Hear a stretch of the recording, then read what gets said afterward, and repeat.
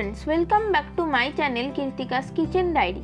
North इंडियाते तंदूरी रुटी बा नानेर मतो किन्तु कुलचाओ भीषणই पपुलार एकटी खाবার। আজকে আমি আপনাদের সঙ্গে শেয়ার করব একদম সফট ফ্লাফি তাওয়াতে বা গ্যাস ওভেনে বাড়িতে বানিয়ে নেওয়া কুলচা। এই কুলচা বানাতে গেলে কিন্তু কোনো তন্দুরের ইউজ হবে না। আর এই কুলচাটাকে আমি চানা মশলা বা ছোলে মশলার সাথে সার্ভ করেছিলাম, যেটার রেসিপি আমি নেক্সট ভিডিওতে আপনাদের সাথে শেয়ার করে দেব। চলুন তাহলে দেখে নেওয়া যাক আমার আজকের এই রেসিপিটি। তো কুলচা বানানোর জন্য এখানে আমি সবার প্রথমে একটা বাটির মধ্যে 1.5 কাপের থেকে একটু কম পরিমাণে উষ্ণ গরম জল বা হালকা গরম জল দিয়ে দেব 5 চা চামচ পরিমাণে চিনিটা আমাদের অবশ্যই দিতে হবে ইস্টটাকে অ্যাক্টিভ করার জন্য। তারপর চিনিটাকে ভালো করে মিশিয়ে নেওয়ার পর দিয়ে দেব 1.5 চা চামচ পরিমাণে অ্যাক্টিভ ড্রাই ইস্ট। তারপর এটাকেও ভালো করে মিশিয়ে ঢাকা দিয়ে এটাকে 10 মিনিটের জন্য একটু রেস্টে রেখে দেব। 10 মিনিট পর দেখবেন এটার উপরে এরকম বাবেল বা একটা ফেনা টাইপের ফর্ম হবে। যদি এরকম টাইপের বাবেল না আসে তাহলে কিন্তু কুলচা বা নান যেটাই বানান সেটা আর তৈরি করা যাবে না, কারণ ইস্ট ভালোভাবে অ্যাক্টিভ না হলে বা এক্সপায়ার হয়ে থাকলে কিন্তু কুলচা পারফেক্টভাবে তৈরি হবে না। এবারে একটা মিক্সিং বোলের মধ্যে দিয়ে দেব 5 কাপ পরিমাণে ময়দা। আপনারা চাইলে আধা আটা আর ময়দা মিশিয়েও কুলচাগুলোকে বানাতে পারেন। দিয়ে দেব স্বাদমতো নুন, দেব 2 টেবিল চামচ পরিমাণে সাদা তেল, তারপর দিয়ে দেব যে ইস্টটাকে জলে অ্যাক্টিভ করে রেখেছিলাম সেটাকে, আর দিয়ে দেব 3/4 কাপ পরিমাণে টক দই। দই দিলে আমাদের যে কুলচাটা তৈরি হবে সেটা খুবই ফ্লাফি হবে। এবারে সব কিছুকে খুব ভালো করে মিশিয়ে নেব আর একদম একটা সফট ডো তৈরি করে নেব। ডোটা যখন মাখতে মাখতে ঠিক এরকম পর্যায়ে চলে আসবে তখন এর মধ্যে 1/4 কাপ পরিমাণে হালকা গরম দুধ দিয়ে আবারও ভালো করে মেখে নেব। দুধটা দিলে কুলচাটা আরও বেশি সফট হবে আর এর টেস্টটা আরও বেশি ভালো আসবে। আপনারা যদি দুধ দিতে না চান তাহলে এর জায়গায় 1/4 কাপ পরিমাণে হালকা গরম জলও ইউজ করতে পারেন। আর যদি দেখেন যে এটা হাতে লেগে যাচ্ছে তখন এর মধ্যে সামান্য তেল দিয়ে এটাকে মেখে নিতে পারেন।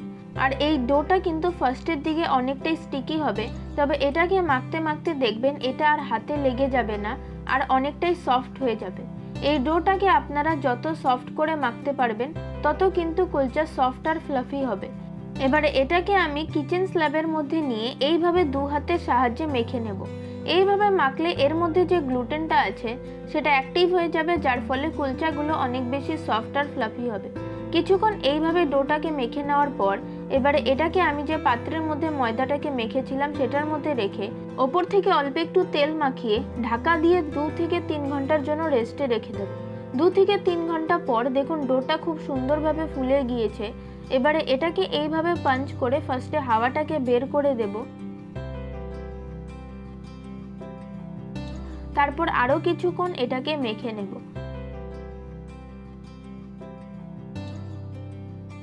তারপর অল্প একটু ময়দা ছড়িয়ে ডোটা থেকে একটা করে লেচি নিয়ে ফার্স্টে হাত দিয়ে লেচিটাকে অল্প একটু বড় করে হালকা হাতে এটাকে বেলে নিতে হবে।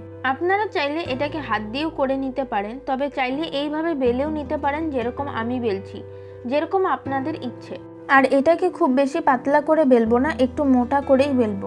এবারে এর একটা সাইডে আমি একটা ব্রাশের সাহায্যে অল্প একটু জল ব্রাশ করে দেব, তারপর ওপর থেকে ছড়িয়ে দেব অল্প একটু ধনেপাতা কুচি আর দিয়ে দেব অল্প একটু কালো জিরে। এর জায়গায় আপনারা কালো তিলও ইউজ করতে পারেন। আর এই দুটোই কিন্তু অপশনাল, যাতে দেখতে ভালো লাগে, আপনারা চাইলে অ্যাভয়েডও করতে পারেন। তারপর ধনেপাতা আর কালো জিরাটা দিয়ে আবারও হালকা হাতে একটু বেলে নেব। এই একইভাবে আমি বাকি কুলচাগুলোকেও বেলে নেব।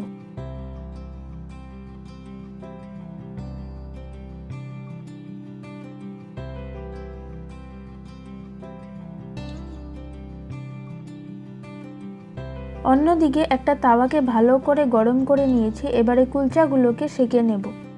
এবারে একটা তাওয়াকে ভালো করে 3 থেকে 4 মিনিট ধরে গরম করে এর মধ্যে অল্প একটু পরিমাণে জল দিয়ে তারপর এর মধ্যে কুলচাটাকে দিয়ে দেব। তারপর ঢাকা দিয়ে এটাকে 1 থেকে 2 মিনিটের জন্য একটু কুক হতে দেব। 2 মিনিট পর ঢাকাটাকে খুলে দিচ্ছি, তারপর ওপর থেকে একটা ব্রাশ দিয়ে অল্প অল্প করে বাটার দিয়ে দেব।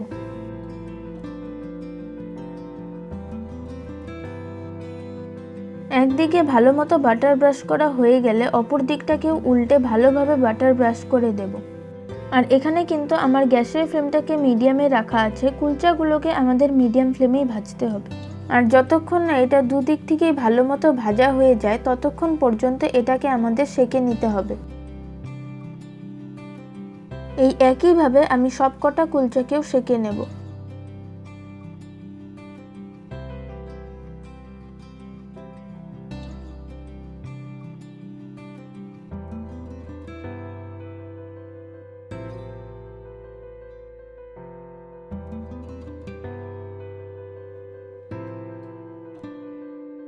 আমার আজকের এই কুলচার রেসিপি আপনাদের কাছে কেমন লাগলো অবশ্যই কমেন্ট করে জানাবেন। আর যদি ভালো লেগে থাকে তাহলে আপনারাও অবশ্যই একবার বাড়িতে ট্রাই করে দেখতে পারেন। আশা করি আপনাদেরও সকলেরই ভীষণই ভালো লাগবে। দেখুন কুলচাগুলো আমার কতটা সফট হয়েছে, প্রত্যেকটা কিন্তু এরকমই সফট হয়েছে। আর এই কুলচাগুলো কিন্তু ভীষণই নরম হয়, 1 থেকে 2 দিনও আপনারা স্টোর করে রেখে দিতে পারবেন।